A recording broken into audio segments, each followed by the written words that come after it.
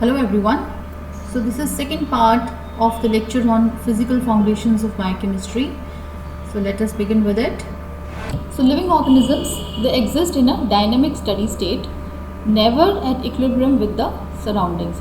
तो हम living organism जो होते हैं वो एक डायनेमिक और स्टडी स्टेट में एग्जिस्ट करते हैं हम, ठीक है। तो इसमें डायनेमिक का क्या मतलब होता है? एक्टिव, नेवर एट रेस्ट, ठीक है। तो हम लोग हमेशा कुछ ना कुछ हम लोग मूवमेंट करते रहते हैं, ऐसे पत्थर की तरह पड़े तो नहीं रहते, ठीक है। वी मूव, हम चलते हैं, फिरते हैं, रेंगते हैं, तैरते हैं, ठीक है।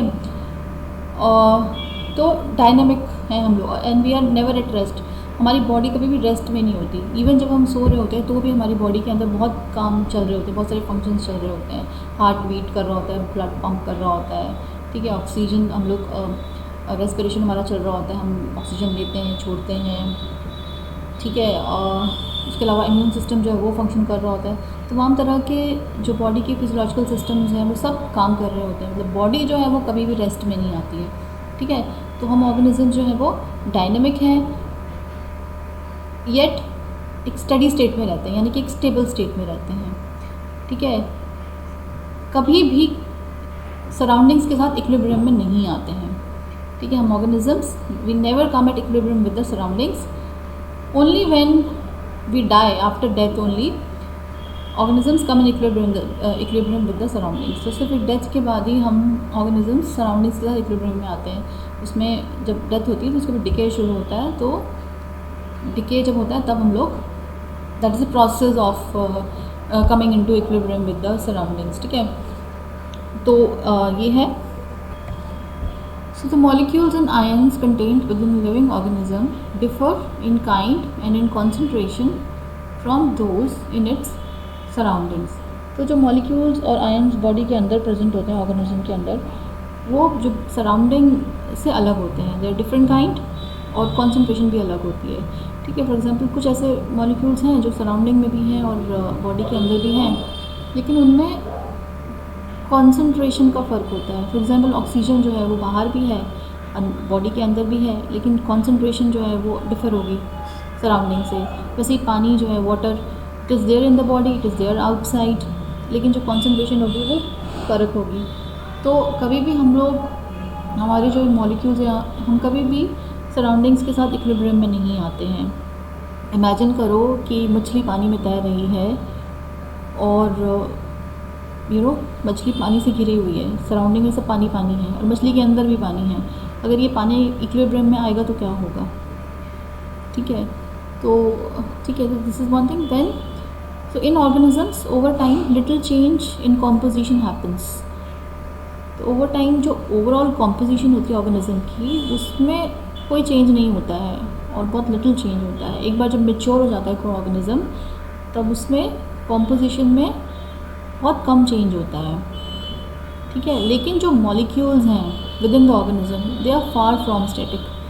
मॉलिक्यूल्स कभी भी स्टैटिक नहीं होते, इनमें बहुत बदलाव आते हैं मॉलिक्यूल्स में। क्या होता है कि small molecules, macromolecules, supramolecular complexes जो होते हैं, they are continuously synthesised and broken down within the organism. Organism में molecules, small molecules, macromolecules, supramolecular complexes, ये कंटिन्यूसली बनते और बिगड़ते रहते हैं, ठीक है। और इसमें केमिकल रिएक्शंस होते हैं जिनमें ये बनते बिगड़ते हैं, और इसमें क्या होता है कि there is a constant flux of mass and energy through the system. तो सराउंडिंग से कांस्टेंट फ्लक्स है, मास और एनर्जी हम लेते हैं सराउंडिंग से और उसको इस्तेमाल करते हैं in making and breaking down of different molecules of the body, ठीक है। तो मॉलिकुलर लेवल पे बहुत चेंजेस आते हैं। ओवरऑल आप देखोगे तो उतना चेंजेस आपको नहीं देखने को मिलेंगे, लेकिन अगर मॉलिक्यूलर लेवल पे देखोगे तो कभी भी कोई एक स्टैटिक स्टेट नहीं होती, कभी भी रेस्ट नहीं होता है। मॉलिक्यूल जो है, ये मॉलिक्यूलर चेंजेस जो है वो होते ही रहते हैं, ओके। सो इसमें हम एग्जांपल लेते हैं हीमोग्लोबिन मॉलिक्यूल का, ठीक है। So the hemoglobin molecules carrying oxygen from your lungs to your brain at this moment, they were synthesized within the past 1 month. By next month they will have been degraded and entirely replaced by new hemoglobin molecules, तो आप देखो कि जो haemoglobin molecule है body में, अगर इस moment पे आप देखो जो हीमोग्लोबिन मॉलिक्यूल लंग से आपके ब्रेन में ऑक्सीजन को कैरी करके लेके जा रहे हैं वो पिछले महीने ही सिंथेसाइज हुए थे, ठीक है, और अगले महीने वो डिग्रेड हो चुके होंगे और उनकी जगह नए हीमोग्लोबिन मॉलिक्यूल्स ने ले ली होगी, ठीक है। ये एग्जांपल है। दूसरा एग्जांपल ग्लूकोज का ले लेते हैं, ठीक है। सो व्हेन वी ईट अ मील, जब खाना खाते हैं तो ब्लड में ग्लूकोज के जो लेवल्स होते हैं वो 2 घंटे में उनका लेवल इंक्रीज़ होता है, ठीक है। जैसे फास्टिंग ब्लड ग्लूकोज लेवल्स हैं वो 80 मिलीग्राम पर डेसीलीटर होते हैं। जब खाना खाते हो आप तो पोस्ट प्रांडियल ग्लूकोज लेवल्स कितने होते हैं? अराउंड 140 मिलीग्राम पर डेसीलीटर होते हैं, ठीक है, अप्रॉक्सीमेटली। तो खाना खाते हो तो खाना खाने के बाद जो ब्लड ग्लूकोज लेवल्स हैं वो राइज़ करते हैं और उसके बाद क्या होता है कि जो सेल्स होते हैं वो ग्लूकोज को they take up glucose from the blood और उनको कन्वर्ट करते हैं into carbon dioxide and fat. Blood वो जो सेल्स होते हैं वो ब्लड में से ग्लूकोज को अंदर लेते हैं और उनको मेटाबोलाइज करते हैं, ठीक है। And they use glucose level, some molecules are converted into carbon dioxide, some are converted into fat. उसके बाद क्या होता है आफ्टर 2 आवर्स, फिर उसके बाद जब लेवल राइज होते हैं 2 घंटे के बाद, उसके बाद फिर से डिक्लाइन शुरू होता है। फिर से ग्लूकोज लेवल जो है वो डिक्लाइन होते हैं और फिर अगले 2 घंटे के बाद हम तेज़ भूख लगती है और हम खाना खाते हैं और फिर ये जो ग्लूकोज लेवल जो है वो रिप्लेनिश होते हैं, ठीक है।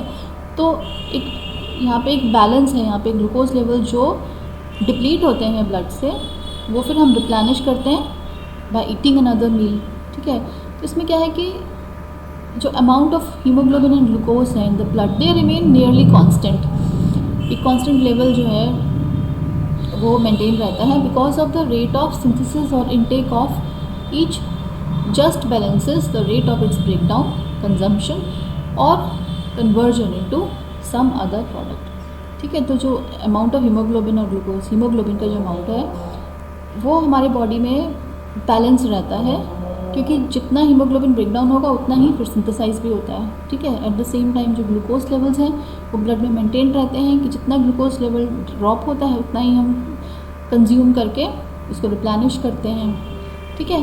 तो ये जो कॉन्स्टेंसी है कॉन्सेंट्रेशन की, this is a result of a dynamic steady state, a steady state that is far from equilibrium, okay.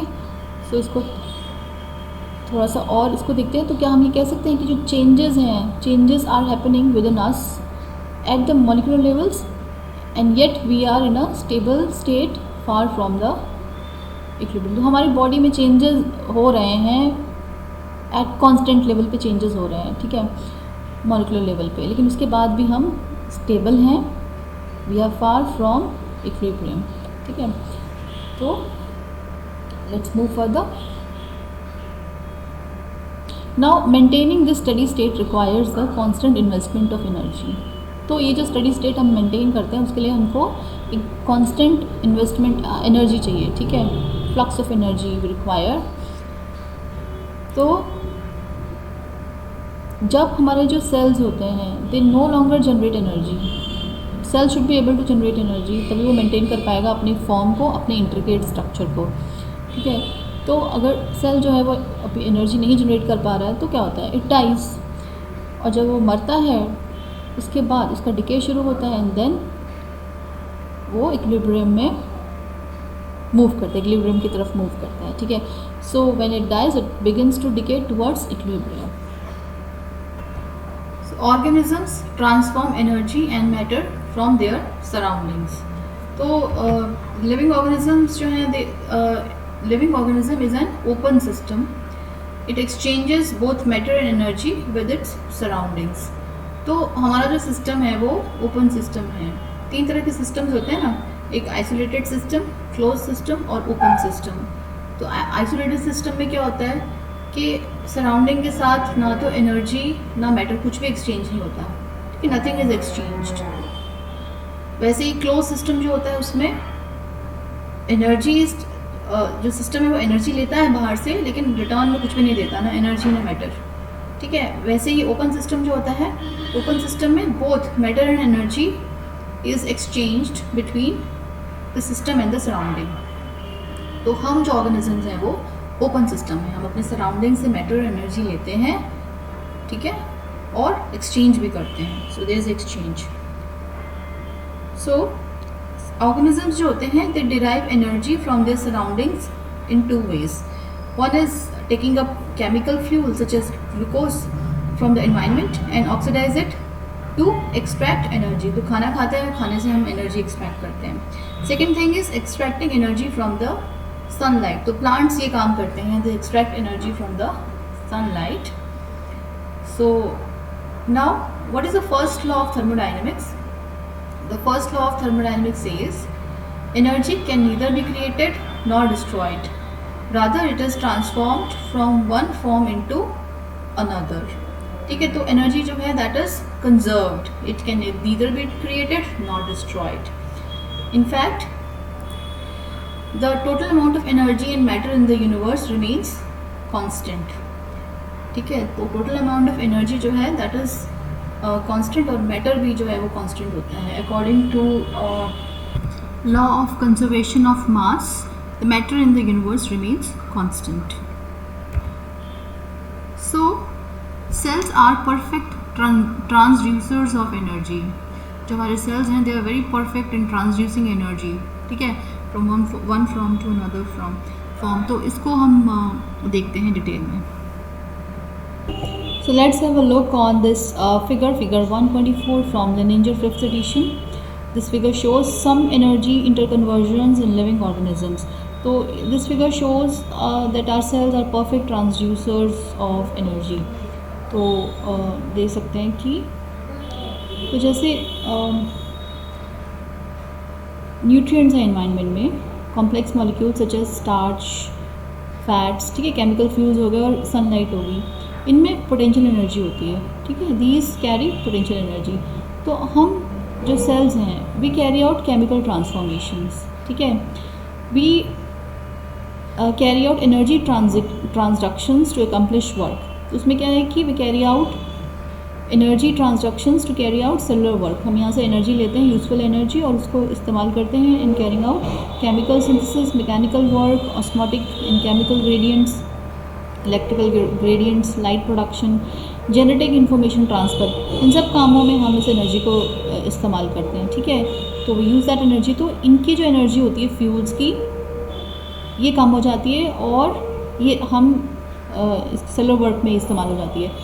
ठीक है, तो और कुछ एनर्जी जो होती है वो हीट के फॉर्म में हम सराउंडिंग में रिलीज़ कर देते हैं. Some energy is release in the form of heat to the surroundings. ठीक है, then other thing is that ये जो एनर्जी ट्रांसडक्शंस होते हैं, इससे क्या होता है कि जो सराउंडिंग्स हैं उनकी जो एंट्रोपी है वो बढ़ जाती है. ठीक है, there is increased randomness in the surroundings.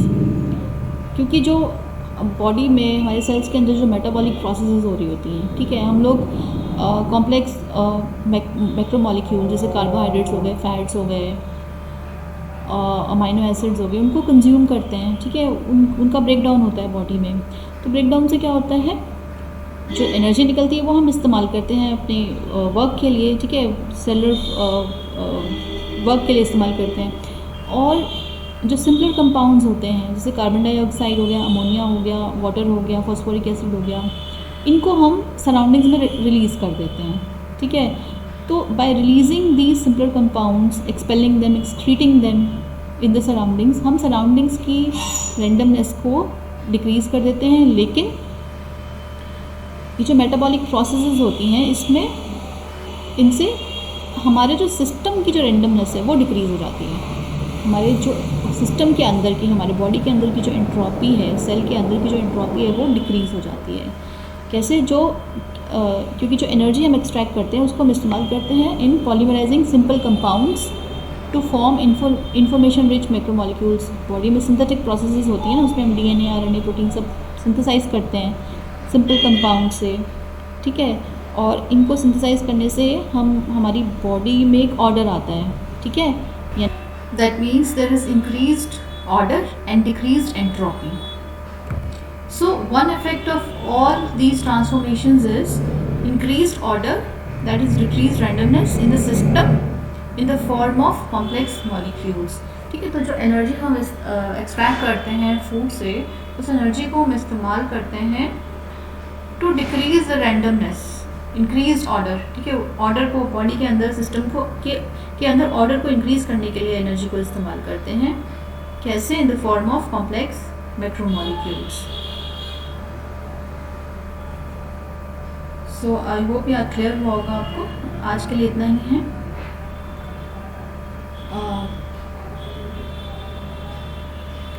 तो ये गीता का सार है, ठीक है। और ये जो गीता का सार है ये भी यही बताता है कि जो एनर्जी है that is never created not destroyed and total energy matter of the universe remains the constant. तो अब गीता का सार अगर देखो तो क्या है?